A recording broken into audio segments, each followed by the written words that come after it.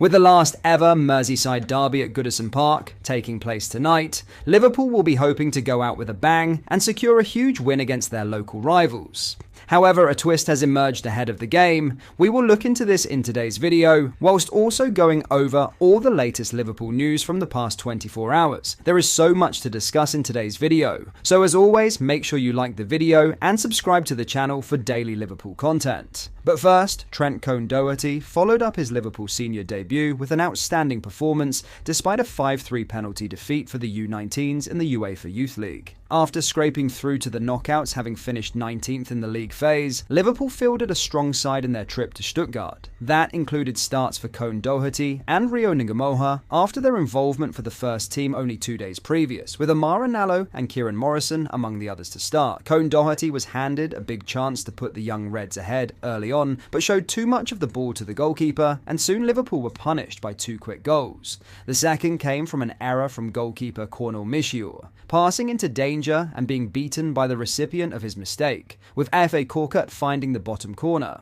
Brilliant work from Morrison on the right gave Liverpool an early response, with the midfielder breaking into space and feeding Doherty, who eventually cut the ball back for Morrison to finish for 2-1. Doherty earned his equaliser just before the break, the 18-year-old winger receiving the ball on the edge of the box and, cutting onto his right, powering his shot into the bottom corner with precision. The second half began as an open game for both sides, with Liverpool particularly vulnerable as Stuttgart ran in behind and Nallo prone to error. Nymoha struggled to get involved, and it was his overlapping left-back, the debuting Claire Ewing, who was more of a threat, twice going close with efforts after driving forward. A double change from Barry Lutas with Nymoha and Josh Sonny Lambie off, and the informed Joe Bradshaw and striker Kerol Figueroa on, served as a refresh of Liverpool's attack as they pushed for a winner. But with the two sides equal at the end of 90 minutes, the tie went to penalties, and unfortunately the young Reds fell short. Captain Nallo's weak effort saved in the defining moment. Now, in some huge news ahead of the Merseyside derby, a huge twist has emerged, as at least 9 of the starters for Liverpool's final Merseyside derby at Goodison Park are already known, but Arne Slot could still face a call on 2 positions. The Reds head to Everton on Wednesday night for a belated first derby of the season, and now both sides are out of the FA Cup, and with Liverpool facing Newcastle in the Carabao Cup final, it is guaranteed this will be their last at Goodison Park. It comes 3 days after Liverpool's exit from the FA Cup at the hands of Plymouth, with a shock result to Championship opposition, increasing pressure on those rested on Sunday to restore form.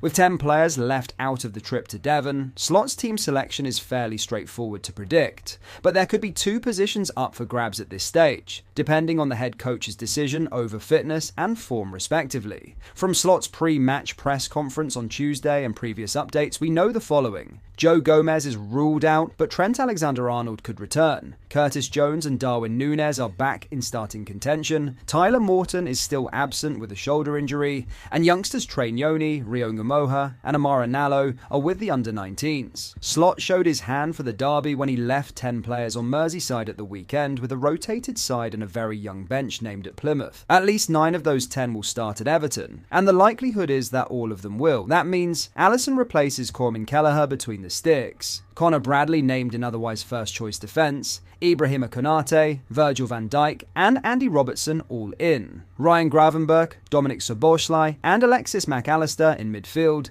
and Mohamed Salah, Cody Gakpo, and Luis Diaz in attack. However, Slot's fairly ambiguous update on Alexander-Arnold, who will train hopefully with us again, and we have to decide if we take him, could cast doubt over the right-back spot. If Alexander-Arnold is fully fit, there is a chance he starts over Bradley, albeit with the odds of that being low at this stage. And with Luis Diaz playing 90+ minutes at Plymouth on Sunday, there is a chance the coach turns to Núñez instead to lead his attack. Realistically, Bradley will be trusted to start at Everton, as Liverpool take no risks over the long-term fitness of Alexander-Arnold, with his place on the bench even considered a bonus. But there is certainly more intrigue over who will start as Slot's number 9, complicated by Núñez's midweek trip to Spain last week for the birth of his second child. Expect Alisson, Bradley, Konate, Van Dijk, Robertson, Gravenberch, Szoboszlai, Mac Allister, Salah and Gakpo all to start, with a toss-up between Diaz or Núñez up front. What do you think will be the starting lineup? And share your score predictions down below. Before we get into the next story, please make sure you hit the like button and subscribe to the channel for more daily Liverpool content. Thank you, let's get back into the video. In other news, Darwin Núñez was reportedly the subject of 2 transfer bids from Saudi Arabia in the January window, with talks at an advanced stage, making a recent joke all the more telling. There was a lot of talk of Núñez's future throughout the winter window, with interest from AC Milan and Saudi Arabia readily reported by various outlets. Late in the window, The Telegraph's Mike McGrath reported that Saudi's Al Hilal were ready to make an offer for Núñez and were prepared to pay around £29 million per year to sign him. That would have been an eye-watering £558,000 a week, an astonishing increase on his current wage at Liverpool, which is thought to be closer to £120,000 a week. And on Tuesday, journalist Fabrizio Romano claimed, via Give Me Sport, that rival Al Nassr sent 2 offers to Liverpool to secure his services. The second was said to be in excess of £62.4 million plus add-ons. He reports that the Saudi club were in very advanced talks with Núñez and were confident of getting the green light from the player. But Liverpool blocked the move as they didn't have time to find a replacement. You could not dispute Liverpool's position despite the allure of the transfer fee reported, as the club will be more willing to decide his future in the summer. It does, however, make the joke from Núñez, who was not spotted in Tuesday's training session ahead of the trip to Everton, on Saudi wages all the more intriguing after a video from ProDirect Soccer came to light.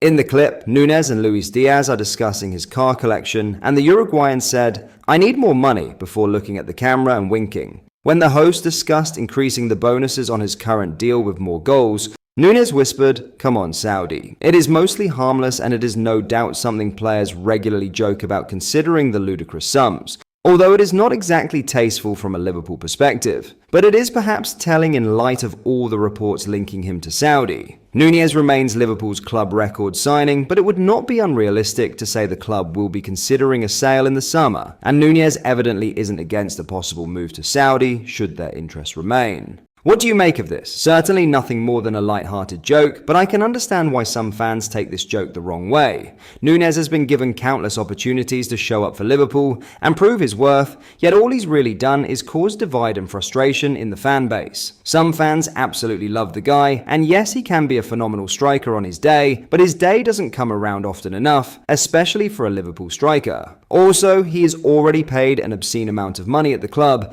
yet fails to do what he is paid to do on a consistent basis. It would be completely understandable for fans to hope he leaves for Saudi or elsewhere in the summer, so we can recoup some of our funds we invested on him and go out and buy a proper number 9, like the one we mentioned in yesterday's video, Alexander Isak. Wishful thinking, I know, but let's keep our fingers crossed. What are your thoughts? Let me know down below. But that is all for today. Thank you for watching. I hope you did enjoy. If you did, please like the video and subscribe to the channel for daily Liverpool content. Thank you. I'll see you in the next video.